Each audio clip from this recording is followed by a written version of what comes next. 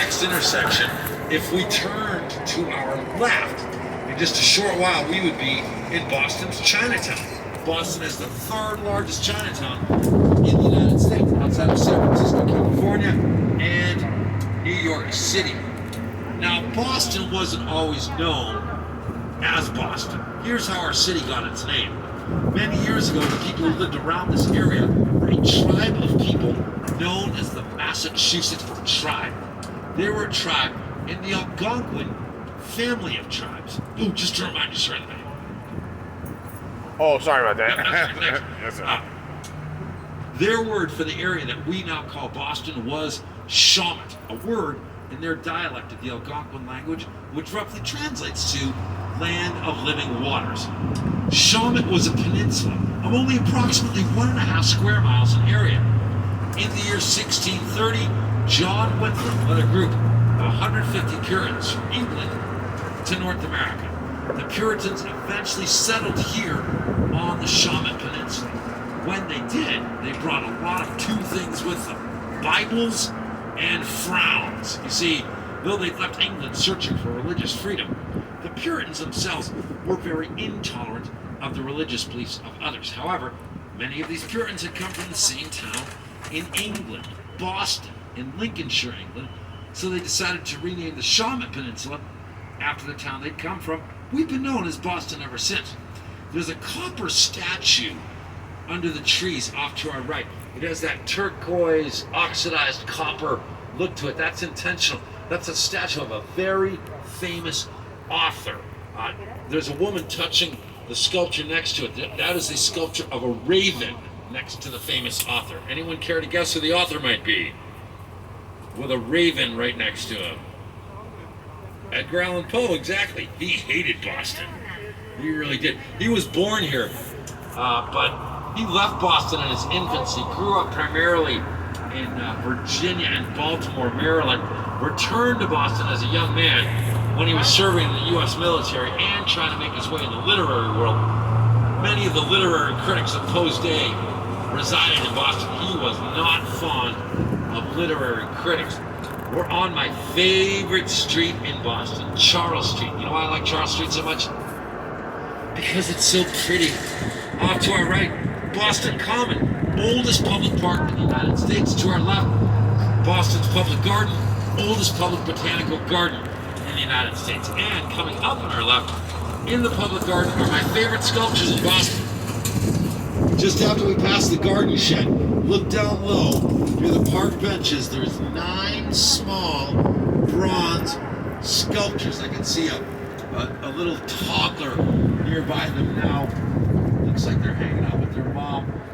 Those sculptures are of Mrs. Mallard and her 8 ducklings. The ducklings' names are Jack, Cack, Lack, Mack, Knack, Oak, Pack, and Quack, from Robert McCluskey's famous children's book, Make Way for Ducklings. Make Way for Ducklings is the official children's book of Massachusetts. For anyone with young children in your life, get a copy of Make Way for Ducklings. Read it with those children. There's a number of illustrations in that book of things that we'll see in our tour today. You can point these things out to the children in your life and explain to them how you saw these things riding around on a duck through the streets and river of Boston with Professor Quackenstein. Coming up on our ride, one of the most popular sites on our tour route, the Hampshire House, inspiration for the hit comedy television show Help Me Out, People. Cheers! If you visit the original Cheers and you go to the basement bar, you will find that it looks absolutely exactly nothing like the bar featured on the television show. That's because the television show Cheers was filmed in a studio in Los Angeles. Also, if you visit the original Cheers, I cannot guarantee that everyone will know your name. Another of my favorite sculptures in Boston is just off to our left, on the other side of this little pine tree. From where I am, I can see the angel's wings. There's a statue of an angel. This is the cast I bred upon the water sculpture. The reason I like it so much is because of what it stands for. It's a monument standing for charity, paying it forward. The other reason I like it so much is because of the artist who created it, Daniel Chester the same artist who made the statue of Abraham Lincoln that we see in the Lincoln Memorial in Washington, D.C. We're going to make a nice trip through the Back Bay neighborhood, an aptly named neighborhood because at one time this entire neighborhood off to our right was all once covered by the Back Bay of the Charles River and then filled in with sand, soil, rock, and gravel by human beings to create this neighborhood. The Back Bay landfill project began in earnest in the mid-1800s. Day after day, trainload after trainload of sand, soil, rock, gravel was deposited into the Back Bay of the Charles River. They even built a specially purposed rail line for the project in a loop from Needham Heights, Massachusetts to the Back Bay of the Charles and then back to Needham Heights.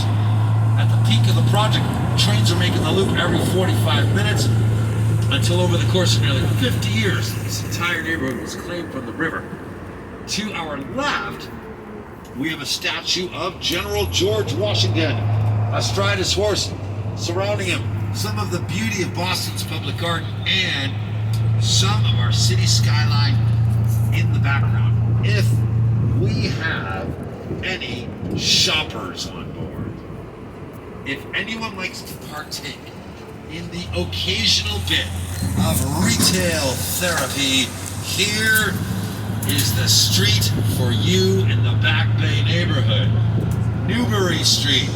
We have many fine clothing stores, beauty boutiques, restaurants, shops, and cafes on Newbury Street. Newbury Street is also the place where people like to come by and practice for the World Championships of double parking and jaywalking. Newbury Street is also a no quacking zone. Apparently, we are no longer allowed to quack at people on Newbury Street. I'm not exactly sure why that is, though I think it may have something to do with the fact that for the past 26 years, between Memorial Day weekend and Labor Day weekend, 7 days a week, every 15 to 30 minutes, 12 hours a day, there have been duck boats traveling up Newbury Street.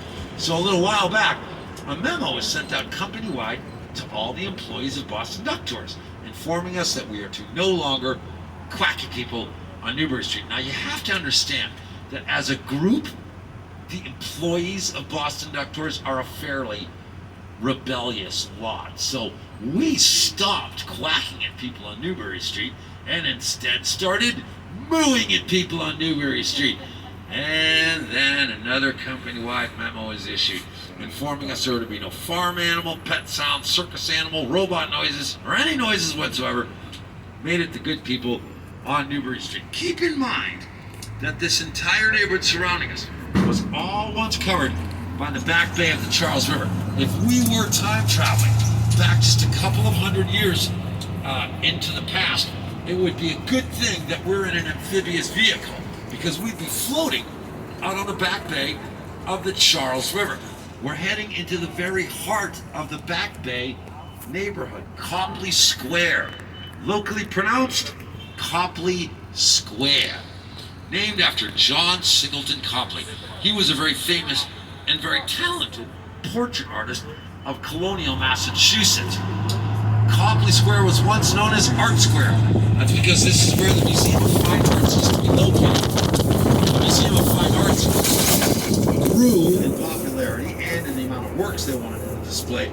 So they moved a couple miles diagonally off to our right down Huntington Avenue, and Art Square was renamed Copley Square. But speaking of fine arts, coming up on our left is the finest work of art in the city of Boston. Coming into view on our left, here she is, Annie Aquarium, with a bunch of beautiful people on board.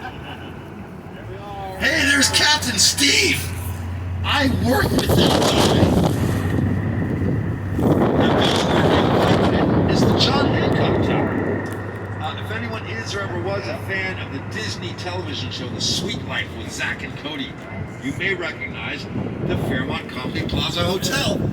Off to our left, they used the facade of this building to represent the Tipton in that television program. Ahead of us, and off to our right, is the central or main branch of Boston's public library. Boston has the oldest public lending library system excuse me, in the United States. Now, we didn't have the first public library in the United States here in Boston. We had the first public lending system. The first public library that allowed people to borrow books, bring them home, and then return them later at no fee. A very novel idea.